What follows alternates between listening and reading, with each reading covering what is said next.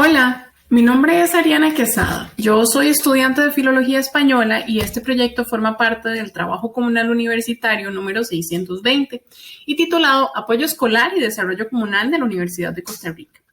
Hoy vamos a conversar sobre la situación de la literatura escrita por mujeres costarricenses. Esto en el marco del proyecto llamado Literatura escrita por mujeres en la lista de lecturas recomendadas para los programas de educación diversificada.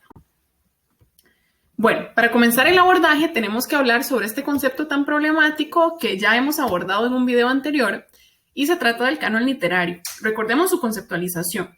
Se trata de el grupo de textos literarios que se consideran modelo por unir ciertas características.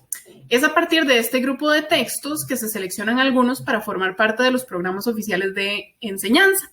Recordemos también que se había abordado cómo la selección de los textos del canon termina siendo parcializada porque no existe realmente una regulación establecida a la hora de seleccionar los textos que lo conforman.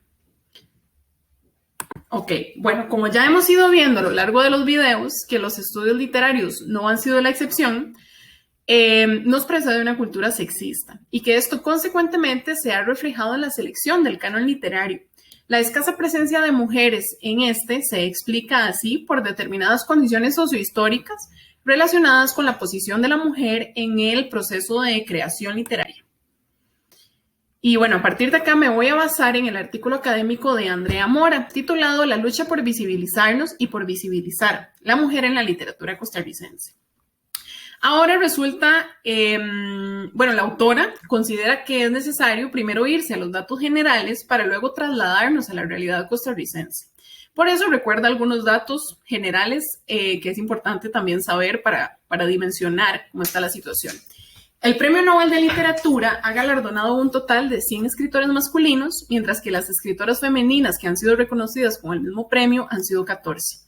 El Premio Cervantes de Literatura ha galardonado a 4 mujeres frente a los 38 hombres que lo han ganado. En el contexto propio del escenario costarricense, el mayor reconocimiento de las obras literarias es el Premio Aquileo J. Echeverría.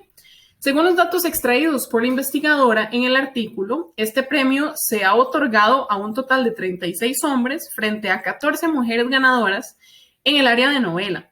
En cuanto al de poesía, se ha galardonado a 45 escritores frente a 13 premiaciones para el género femenino.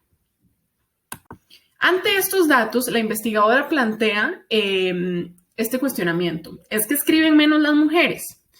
Pues ella señala que vale la pena recordar que si las mujeres son la parte y los hombres el todo, como nos ha precedido en esta cultura, cualquier incremento de una mínima presencia femenina es visto no como un avance hacia la equidad, sino como una anomalía que se espera pasajera y esto da paso también a que la autora se cuestione. ¿Es el sistema estructural de la sociedad el que provoca entonces que las mujeres escriban menos? Bueno, el papel de la mujer como literata ha sufrido una majestuosa transformación en los últimos 2 siglos.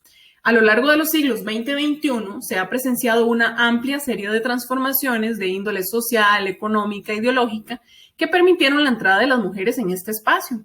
Por dicha que los tiempos cambiaron así en estos siglos. Entonces, bueno, también señala que existen, que no es solo uno el obstáculo que se encuentran las mujeres a la hora de escribir, sino que son varios los obstáculos a los que se tienen que enfrentar. En primer lugar, no se debe invisibilizar que la constante lucha contra el ideal que tienen que desempeñar las mujeres de dedicarse a realizar labores de esposa y de madre. La mujer escritora que crece en una sociedad que la educa para desempeñar papeles eminentemente pasivos de casamiento, gestación, parto y lactancia, rompe con esta figura en el momento en el que la mujer decide tomar la pluma y dedicarse a escribir. Es entonces el primer obstáculo con el que se encuentran, dejar todos estos roles que han sido asignados como los roles femeninos y dedicarse a la escritura. En segundo lugar, están los otros obstáculos de publicación. No han sido pocas las mujeres que tuvieron que cambiar, por ejemplo, sus propios nombres por el riesgo de que su género les impidiera que los lectores quisieran comprar sus textos, por ejemplo. Tampoco fue poco común que las editoriales obligaran a las mujeres a utilizar seudónimos masculinos. O, por ejemplo, como lo vimos en el caso anterior del texto Frankenstein, que la mujer no quisiera o decidiera no firmar el libro escrito por su autoría.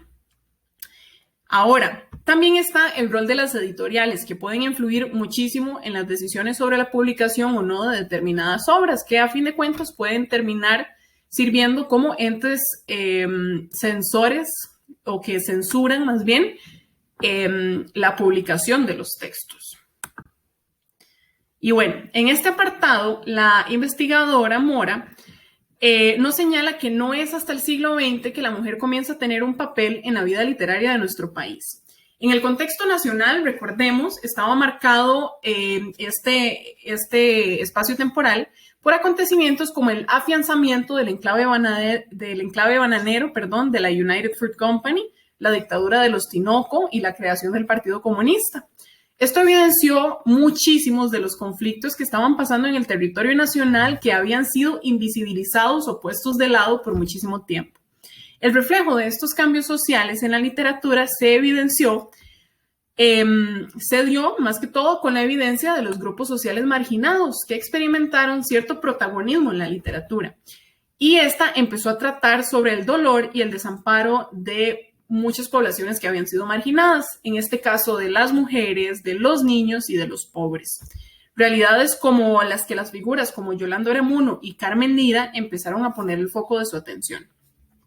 El papel de estas dos escritoras, por ejemplo, en el desarrollo de la visibilización social fue importantísimo en cada una de sus obras, como ya vimos, por ejemplo, en el video de Yolanda Oreamuno.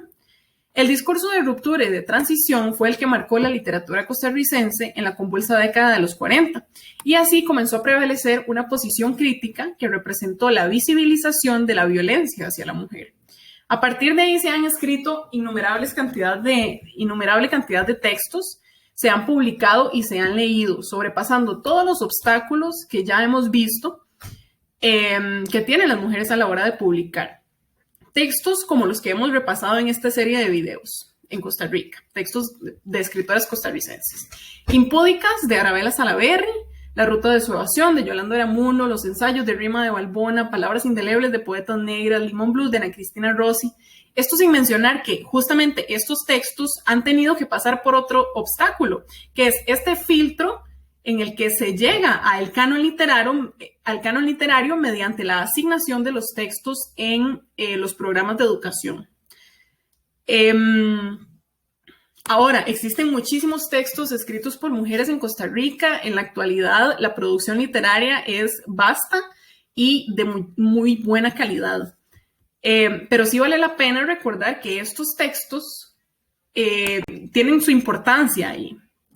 Ahora, ¿cómo podemos ver el factor común de la literatura escrita por mujeres en este espacio? Es en el aspecto temático, como hemos venido repasando, porque estos visibilizan, señalan las inequidades. Ellas mismas han sido obstaculizadas por estas inequidades, entonces en su literatura vienen a señalarla y a mostrarla y evidenciarla. No en vano, ellas tienen que levantar la voz porque les ha tocado luchar en contra de todas estas invisibilizaciones. Al respecto, la investigadora nos dice: la impronta que la escritura femenina costarricense deja en cada una de sus obras es la visibilización de realidades normalmente invisibilizadas a los ojos de la ciudadanía. Y bueno, muchísimas gracias por su atención. Que tengan lindo día.